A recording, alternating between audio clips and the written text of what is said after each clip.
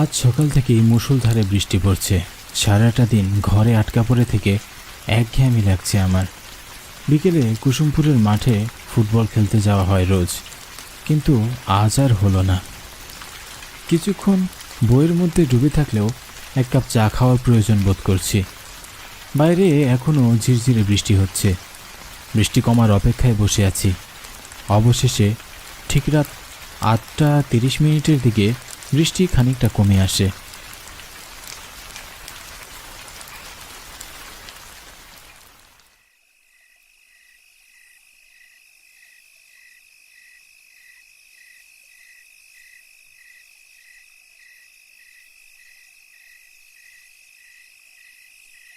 বাড়ি থেকে বের হয়ে গ্রামের রাস্তা ধরে হাঁটছি। আবহাওয়া ঠান্ডা থাকায় বেশ ভালো লাগছে। আকাশ কালো মেঘে ঢেকে ফেলায় মনে হচ্ছে অনেক রাত।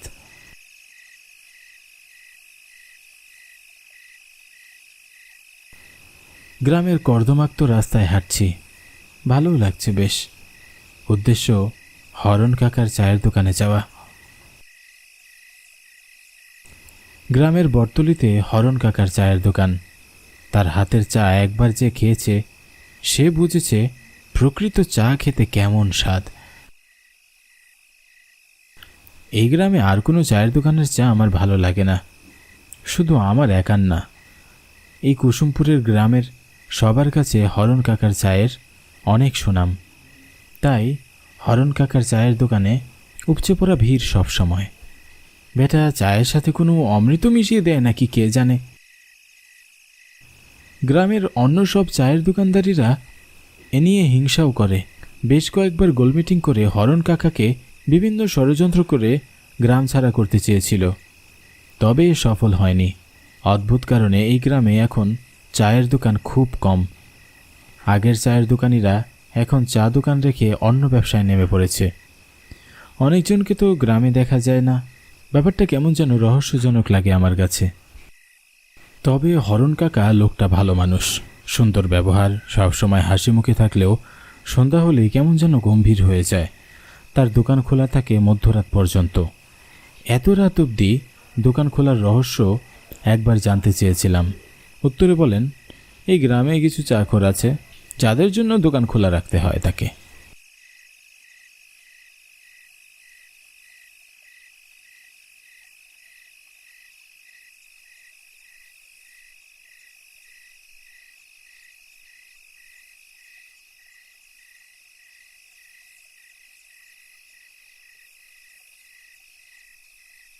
আমি চায়ের দোকানে পৌঁছে দেখি সেখানে আগে থেকে একজন ক্রেতা বসে আছে। তারা হরণ কাকার সাথে গল্প করছে। আমাকে দেখে তারা কথা থামিয়ে ড্যাব ড্যাব করে তাকিয়ে থাকে আমার দিকে। আমি বেঞ্চে বসে হরণ কাকার দিকে তাকিয়ে একটা মুচকি হাসি দিয়ে জিজ্ঞাসা করলাম, কেমন আছেন হরণ কাকা? আমি ভালো আছি কোনো রকম। কেন কোনো রকম থাকলে কি হবে নাকি? এই গ্রামে একটা মাত্র চায়ের দোকান, তুমি অসুস্থ হয়ে মরে গেলে আমরা কি না খেয়ে থাকবো নাকি? এই গ্রামের সব চাকররা কিন্তু মারা যাবে এই শোকে। আমার কথা শুনে হরণ কাকা মুচকি হাসে, আর তখনই আমার পাশে বসা লোকটি আমাকে উদ্দেশ্য করে বলল, এ নিয়ে চিন্তা করবেন না, হরণ কাকা তো অমরত্ব পেয়ে গেছে, এত সহজে মরবে না। দেখা যাবে হরণ কাকার আগেই তুমি মারা গেছো কি। লোকটার কথায় আমিও মুচকি হাসি। মৃত্যু যখন লেখা থাকবে তখন তো মরতেই হবে। হরণ কাকা, আমি তোমার দোকানে শুধু চা খেতে আসিনি। তাহলে কেন এসেছিস এত রাতে? আমি এসেছি আজ তোমার মুখে ভূতের গল্প শুনতে। আজ সারাদিন বৃষ্টি হয়েছে, বৃষ্টির থেকে বের হতে পারিনি। এখন তোমার মুখে ভূতের গল্প শুনে একঘেয়েমিটা দূর করা যাবে। শুনেছি তুমি নাকি অনেক ভালো ভূতের গল্প বলতে পারো। ঠিক আছে, তুমি যখন শুনতে চাইছো তখন আজ আমি আমার জীবনে ঘটে যাওয়া একটা সত্য ঘটনা শোনাবো। তার মানে তুমি কি সচক্ষে ভূত দেখেছো? হ্যাঁ দেখেছি। তাহলে আজ শোন। আজ থেকে 6 মাস আগে আমি শহরে গিয়েছিলাম। দোকানের জন্য সদাই কিনতে প্রায় আমাকে শহরে যেতে হয়, তো সেদিন শহর থেকে ফিরতে একটু দেরি হয়ে যায়। নদী পার হতে গিয়ে বাঁধলো এক বিপত্তি। ঘাটে কোনো নৌকা নেই। ক্লান্তি নিয়ে নদীর ঘাটে দাঁড়িয়ে থাকি অনেকক্ষণ। ভেবেছিলাম সারা রাত বুঝি নদীর ঘাটে বসে থাকতে হবে, কিন্তু হঠাৎ কানে ভেসে এলো পানির শব্দ। আমি নদীর দিকে তাকিয়ে দেখি একটা নৌকা আমার দিকে এগিয়ে আসছে।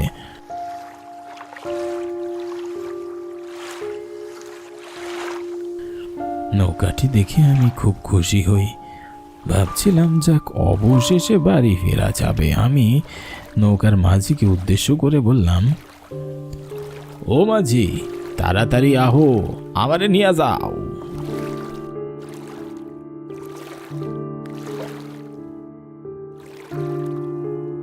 মাঝি আমার কথা শুনে এগিয়ে আসে।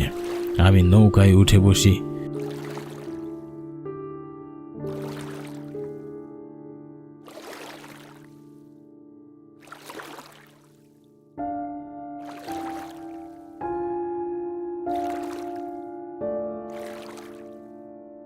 নৌকা চলছে।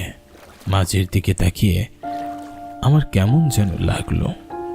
মাঝির সারা শরীর চাদরে ঢাকা। এত গরমের মাঝেও চাদর মুড়ি দিয়ে থাকার বিষয়টি কেমন অদ্ভুত লাগলো না? ভাবলাম হয়তো নদীতে বাতাস বেশি, তাই চাদর মুড়ি দিয়ে মুখ ঢেকেছে। আমি গল্পপ্রিয় মানুষ, কথা না বলে বেশিক্ষণ থাকতে পারি না। আমি নৌকার মাঝির সাথে কথা বলার চেষ্টা করে তার পরিচয় জানতে চাইলাম। ও মাঝি, তোমার বাড়ি কনে? কিন্তু মাঝি আমার কথার কোনো উত্তর দিল না। একদম চুপচাপ হয়ে নৌকা বাইছে। এসব গম্ভীর মানুষ আমার একদমই অপছন্দের। কথা বলতে গেলে আমাদের দুজনেরই সময় ভালো কেটে যেত, কিন্তু এই মাঝিকে দেখে মনে হচ্ছে তাকে কুমির কামড়ে দিলেও শব্দটাও করবে না। এদিকে আমিও কথা না বলে থাকতে পারছিলাম না। তুমি কি সারা রাত এইখানে নৌকা চালাও নাকি মাঝি? এবারও আমার কথার কোনো উত্তর পেলাম না। উত্তর যে দিবে না এটা আমার জানা ছিল। তুমি কি বোবা নাকি? আর এত গরমের মধ্যে এমন চাদর মুড়ি দিয়ে আছেন যে? আমার কথায় মাঝি আমার দিকে বড় বড় চোখ করে তাকালো। তার দু চোখ ছিল রক্ত লাল। তার চাহনি দেখে আমি কিছুটা ভয় পেয়ে যাই, সাথে নিজের উপরও রাগ হয়। কি দরকার ছিল মাঝিকে রাগিয়ে দেওয়ার? এত রাতে বাড়ি ফেরার জন্য নৌকাটা পেয়েছি, এটাই তো অনেক। এখন যদি ধাক্কা দিয়ে নৌকা থেকে মাঝ নদীতে আমায় ফেলে দেয় কেমন হবে? আমি মাঝির সাথে নরম সুরে কথা বলা শুরু করি। না, এমনিই বলছিলাম, কম কথা বলা তো ভালো। এবার মাঝি তার মুখ থেকে চাদরটি সরিয়ে ফেলল। মাঝির দিকে তাকিয়ে আমার প্রাণ বেরিয়ে যাওয়ার উপক্রম হলো। আমার হাত পা ঠান্ডা হয়ে কাঁপছিল। মাঝির সারা শরীরে রক্ত, চোখগুলো রক্তবর্ণ। আমি ভয়ে এক চিৎকার দিয়ে উঠি, ও মা গো, বাঁচাও! জানি এত রাতে আমাকে কেউ বাঁচাতে আসবে না। ঘাট থেকে নৌকা এখনো বেশ দূরে। আমি কি করব কিছুই বুঝে উঠতে পারছিলাম না। অনেক শখ আমার সাথে কথা কনের। আয়, কথা কো আমার নাকি? এখন মুখে কথা নাই কেন তোর? কথা কবই যায়, একটু পড়তো তোর তোমার বন্ধ কইরা দিমু। অশরীরী আত্মার মুখে এমন কথাগুলো শুনে আমার সারা শরীর শিউরে উঠল। জীবনে এত বেশি ভয়ের সম্মুখীন কখনো হইনি। কি করব বুঝতে পারছিলাম না। ঘাটে এখনো নৌকা ভিড়তে দেরি আছে। ততক্ষণে আমি প্রাণটা হারিয়ে ফেলবো বোধহয়। উপায়ন্তর না দেখে আমি নদীতে ঝাঁপ দিই। সেদিনের সেই দৃশ্য ভেসে উঠলে এখনো আমি ভয়ে শিউরে উঠি। কত ভয়ঙ্কর হয় অশরীরীগুলো দেখতে। তাদের মনে দয়া মায়া কিছুই থাকে না, হাতের কাছে পেলেই মেরে ফেলে। তোমার ভাগ্য ভালো সেদিন তুমি বেঁচে গিয়েছ। জানি না কেন হরণ কাকা আমার দিকে তাকিয়ে এক রহস্যের হাসি হাসল। হরণ কাকার জীবনের ভয়ের গল্পটা শুনে আমার নিজেরই ভয় লাগছিল। সত্যি বলতে আমি খুব একটা সাহসী না, তবে ভূত বিশ্বাস করাটা নিছক পাগলামি মনে হয়।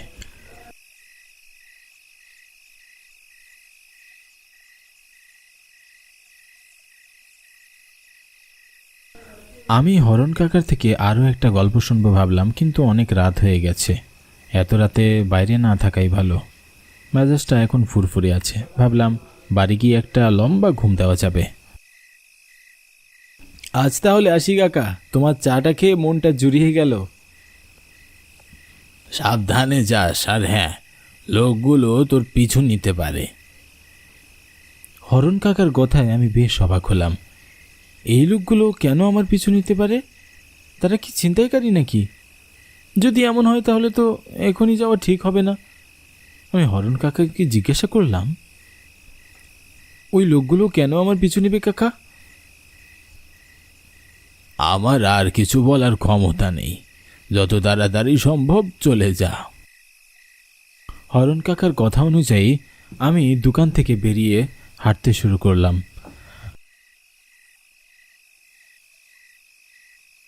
যদি সত্যি সত্যি লোকগুলো আমাকে অনুসরণ করে, দ্রুত পায়ে হাঁটছি আর ঘন ঘন ঘামছি। হরণ কাকার একটা কথায় আমি এত বেশি ভয় পাচ্ছি, এমন তো নাও হতে পারে, সুতরাং এত ভয় পাওয়ার দরকার নেই। আমি নিজের মনকে শান্ত করে ধীরে ধীরে হাঁটা শুরু করি। আর তখনই আমার মনে হলো পিছনে কেউ আছে। আমি চট করে পিছনে ফিরে তাকাই। পিছনে ফিরে আমি কাউকেই দেখতে পাই না। আমি আবারও হাঁটতে শুরু করি।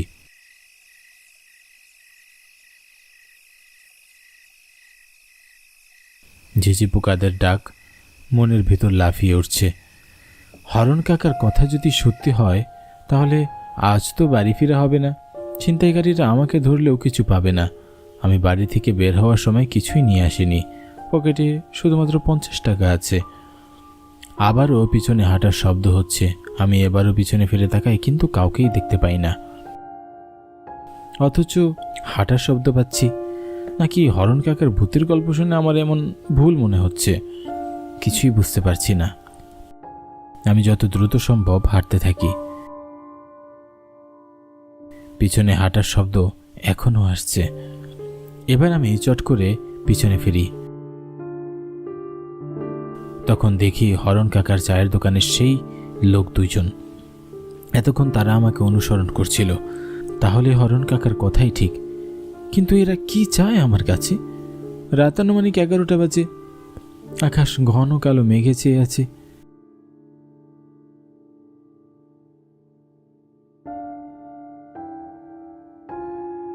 চারিদিক থেকে ঝিঝি পোকার ডাক ভেসে আসছে। লোক দুইটা আমার দিকে এগিয়ে আসছে। আমি জোরে জোরে হাঁটতে লাগলাম।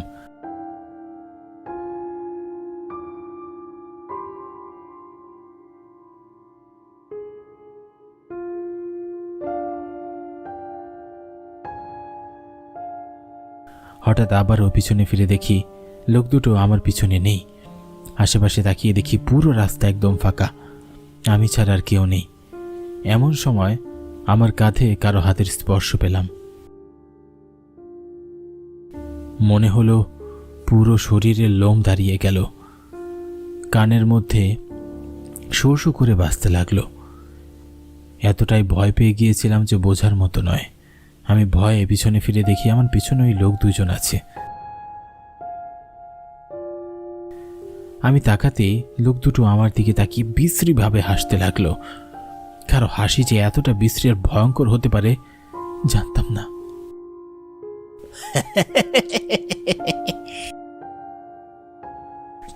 আপনারা আমার পিছু নিয়েছেন কেন? দেখুন, আমার কাছে কোনো টাকা পয়সা বা কিছুই নেই, দয়া করে আমাকে যেতে দিন।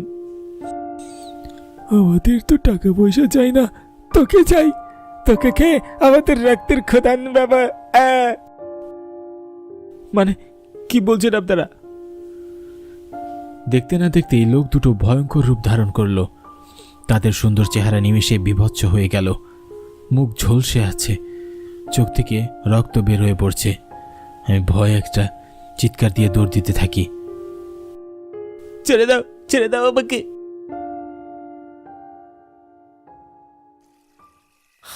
আমি প্রাণপণে ছুটতে থাকি। বারবার ওই অশরীরই আমার মাথার কাছে আসছে।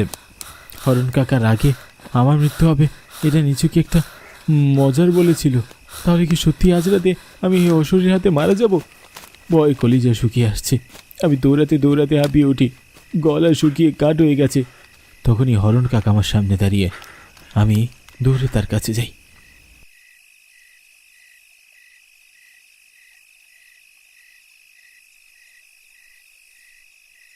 হরণ কাকা, ওরা ওরা আমি মেরে ফেলবে, বাঁচান, ওই শরীর দুটো আমি মেরে ফেলবে। কে তোর হরণ কাকা? সেদিন সেই মাঝি আমারও মাইরা ফেলছিল। অশরীরীদের হাত থেকে বাইসা থাকুন যায় না, আজ তোরাও মরতে হইব রে। হরণ কাকা হেসে ওঠে, অস্বাভাবিক সেই হাসি। আমি ভয়ে পিছিয়ে আসি। এ যেন আমাদের পরিচিত হরণ কাকা নয়। কি বিভৎস লাগছে হরণ কাকাকে দেখতে। সুন্দর নিষ্পাপ চেহারাটা হঠাৎই ভয়ঙ্কর হয়ে উঠল।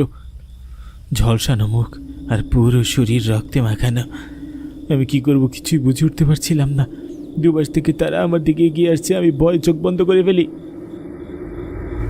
হঠাৎ চোখে টর্চের আলো পড়তেই আমি চোখ তাকিয়ে দেখি টর্চ হাতে একটা লোক আমার দিকে এগিয়ে আসছে। আমি ভয়ে কিছু বলার শক্তি হারিয়ে ফেলেছিলাম।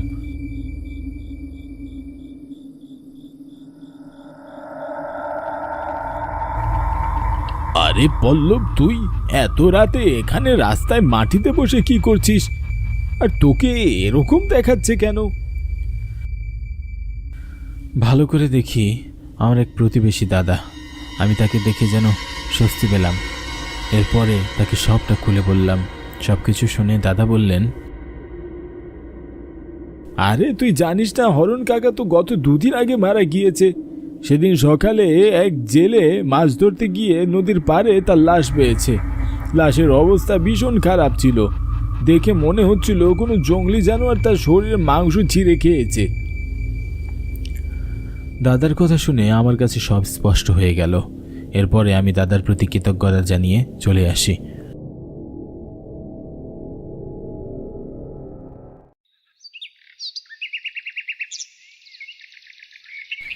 সকাল থেকে আমার প্রচণ্ড জ্বর, প্রচণ্ড ভয়। আমার অবস্থা খুব খারাপ, খুবই খারাপ যায় 1 সপ্তাহ।